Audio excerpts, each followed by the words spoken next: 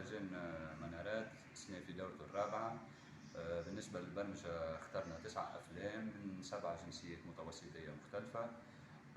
9 أفلام هذوما من إنتاجات من 2022-2023. كان معناتها الاختيار بازي على أفلام يقبلها الجمهور العريض، على خاطر كما نقولوا معناتها مهرجان منارات هو مهرجان في الشواطئ مش في القاعات، معناتها احنا باش نمشيو للجمهور، دونك فما مسؤولية في الاختيار.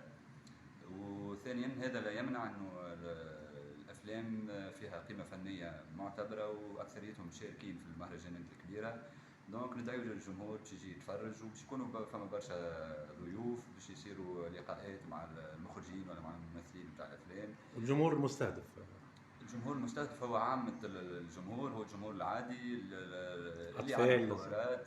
فما افلام دي فيلم دانيماسيون، فما دي دوكيومونتير، وفما افلام خياليه معناتها تمس الشرائح الكل.